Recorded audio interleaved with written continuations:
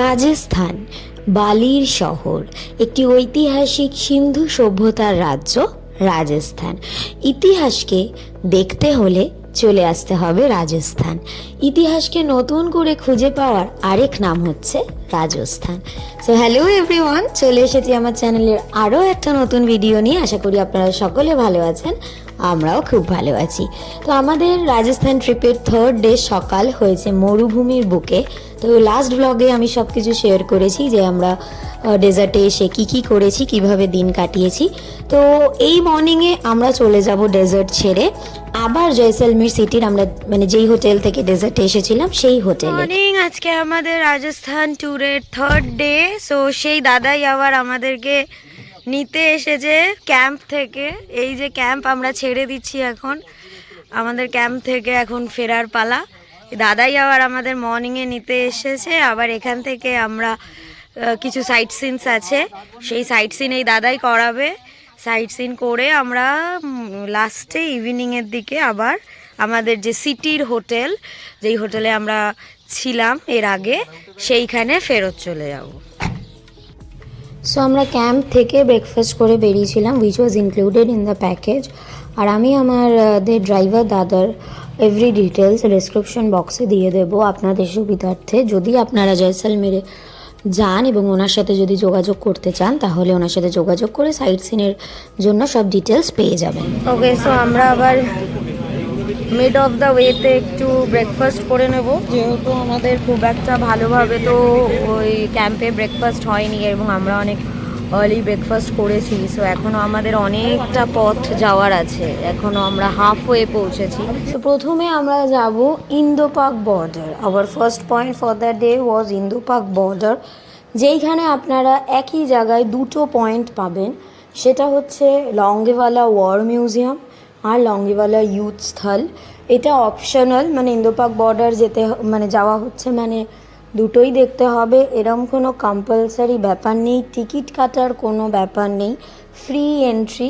শুধু যেহেতু border area, ওনাদের কিছু ফর্ম্যালিটিস হয়, আপনাদের আইডি প্রুফ চাই, মানে ডিটেলস সব কিছু দিয়ে আপনারা কিন্তু উইদাউট এনি মানে কস্ট আপনারা এমনি ঢুকতে পারবেন। এবং সেখানে দুটো জায়গা আমি বললামই পাবেন, একটা হচ্ছে লঙ্গেওয়ালা ওয়ার মিউজিয়াম আর একটা হচ্ছে লঙ্গেওয়ালা ইউথ স্থল।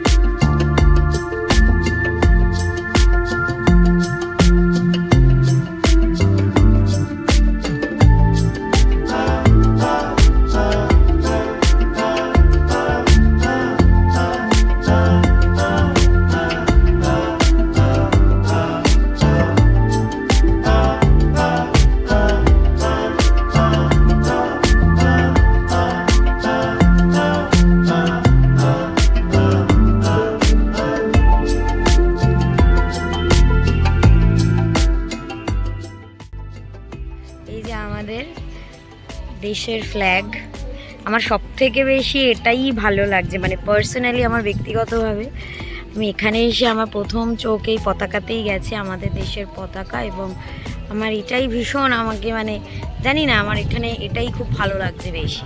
এমনি বর্ডার এরিয়া, অবশ্যই বর্ডার এরিয়ায় যেরকম যা যা দেখার সেগুলো তো এনজয় করার মতনই, সুন্দর লাগবে এসে। মানে এখানে তো মানে বিশেষ কিছু করণীয় নেই, শুধু দেখা এবং সময় কাটানো। ভালো লাগবে এখানে সময় কাটাতে, সত্যি ভালো লাগবে। কিন্তু আমার ব্যক্তিগতভাবে আমাদের এই দেশের পতাকাটা আমার খুব মানে অ্যাট্রাক্ট করছে আমাকে, আমার ভীষণ ভালো লাগছে এই জায়গাটার। এটা মানে মায়া যেন এই পতাকাটাই বাড়িয়ে দিয়েছে আমার ব্যক্তিগতভাবে বলছি আর কি। এখানে একটু রোদ, আমরা যে টাইমে এসেছি সেই টাইমে একটু রোদ আছে, তাই একটু তো কষ্ট হচ্ছে মানে এখানে থাকাটা কষ্ট হচ্ছে অ্যাকচুয়ালি, এত রোদ তো। কিন্তু এমনি টাইমে মানে এখানে যখন সিজন টাইম, সেখানে তখন তো সেই সময় তো শীতকালে তো এত রোদ থাকে না, সো তখন আরও ভালো লাগবে আর কি আমার ধারণা।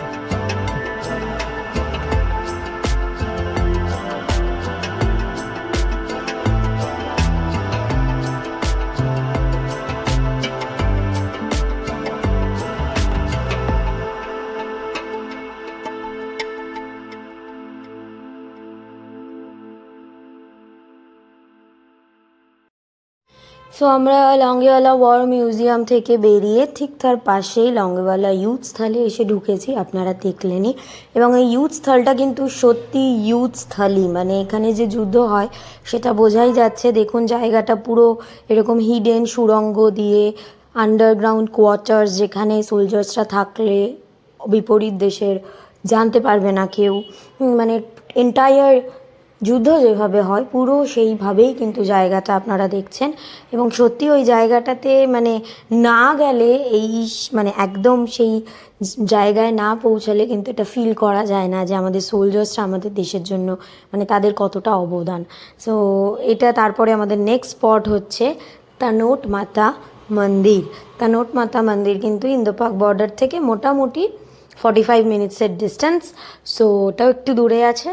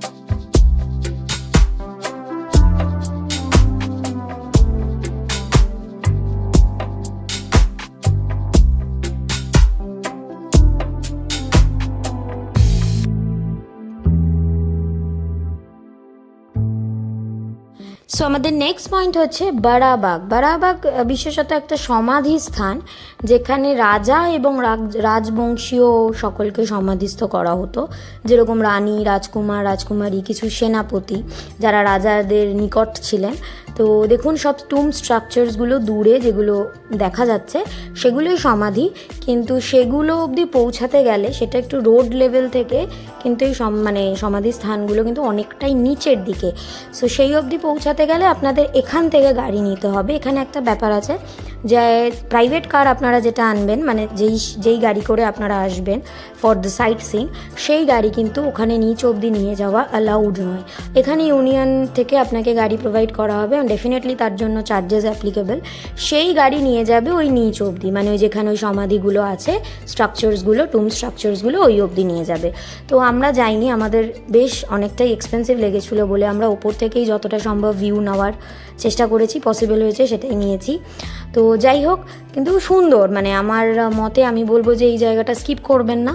এবং আপনারা যদি অবশ্যই নিচ অবধি যেতে পারেন তাহলে তো আমার ধারণা যে আরও বেশি সৌন্দর্যটা আপনারা মানে দেখতে পাবেন, ফিল করতে পারবেন। আমরা ওপর থেকে যতটা দেখেছি আমাদের কিন্তু খুবই ভালো লেগেছে। So we will call it a day, আমাদের আর কোথাও যাওয়ার নেই এখান থেকে। সো আমরা লাঞ্চ করে নিচ্ছি, আমরা এন্টায়ার সাইট সিনে কোথাও কোনো জায়গা পাইনি সেইভাবে লাঞ্চ করার। সো আমরা লাঞ্চ করে হোটেলে ঢুকবো এবং দেখুন আমাদের হোটেলের এটা নাইট ভিউ, মানে কতটা সুন্দর এটা হয়তো আমি জানি না ভিডিওতে কতটা বোঝা যাচ্ছে, বাট চোখে না দেখলে সত্যি মুখের ভাষায় বলা সম্ভব নয়। এবং আমাদের রুম আমি বলেছিলাম লাস্ট ভিডিওতে যে আমরা কোন রুমে ছিলাম সেই সবই কিছুই ডিটেলস আপনাদের সাথে শেয়ার করব। সো এটা হচ্ছে আমাদের রুম। আমাদের টোটাল আমরা যে কজন গেছিলাম সব মিলিয়ে আমাদের 3টে রুম নিতে হয়েছিল। সো প্রতিটা রুমই এই সেম প্যাটার্নে, তাই আর আমি অন্য রুমসগুলো দেখাচ্ছি না, আমি যে কোনো এদের মধ্যে একটাই রুম দেখাচ্ছি, বাকি রুমগুলোও এই সেম প্যাটার্নেরই। সো দেখুন পুরো মানে এন্টায়ার ওয়ালস অ্যান্ড এভরিথিং কিন্তু এখানে সব পাথরের, কোনো কিছু কিন্তু এখানে মানে ইটের প্যাটার্নের নয়, সব পাথর দিয়ে গাঁথনি করে, পাথর দিয়ে পুরো গোল্ডেন কালারের করা, যেহেতু জয়সলমেরকে আমরা জানি যে দ্য গোল্ডেন সিটি বলা হয়। সো দেখুন সব গোল্ডেন কালারের, ইভেন বেড স্ট্রাকচারটাও কিন্তু কোনো ফার্নিচার নয়, ওটা কিন্তু বেড স্ট্রাকচারটা পুরো মেড বাই স্টোনস, পাথরের পুরো একটা প্ল্যাটফর্ম করে বেডের মতো তার উপরে বেডটাকে সেট করা হয়েছে। তো মোটামুটি থাকার জন্য যা যা মানুষের প্রয়োজন হতে পারে এই হোটেলে রুমসে সেই সব কিছুই আপনাদের প্রোভাইড করা হবে, অ্যাভেলেবেল থাকবে। গিজার, এসি ডেফিনেটলি আছে, বাকি আরও অনেক সুবিধা, মানে কোনো অসুবিধা হবে না অ্যাজ সাচ, আমাদের তো হয়নি। আর দেখুন আমরা ডিনার করছি বিকজ আমাদের সেই দিনকে রাত্রে ট্রেন ছিল, বেশ মানে লেট নাইট ট্রেন ছিল ফর যোধপুর। আমরা এখান থেকে মানে জয়সলমেরে আমাদের সেই রাতটা শেষ রাত, আমরা নাইট স্টে এই রাত মানে করবো না, আমরা এখান থেকে চলে যাব ট্রেন ধরে যোধপুরে, নেক্সট মর্নিং আমাদের যোধপুরে চোখ খুলবে আর কি, এরকম একটা ব্যাপার। তো দেখুন নাইট ভিউটা কতটা সুন্দর, মানে কেল্লাকে সাক্ষী রেখে ডিনার করা আর কি, এটাই ব্যাপার। সো দেখুন রাস্তাঘাট পুরো ফাঁকা হয়ে গেছে, যেহেতু আমি বললামই অনেক রাত্রে ট্রেন ছিল। সো আমরা ট্রেন ধরে চলে যাব যোধপুর। দেখা হচ্ছে আপনাদের সাথে আবার যোধপুরে গিয়ে, ততদিন অবধি ভালো থাকবেন। আর ভিডিওটি ভালো লাগলে আমার ভিডিওটি লাইক করে দেবেন এবং চ্যানেলটিকে সাবস্ক্রাইব করে দেবেন। Thank you.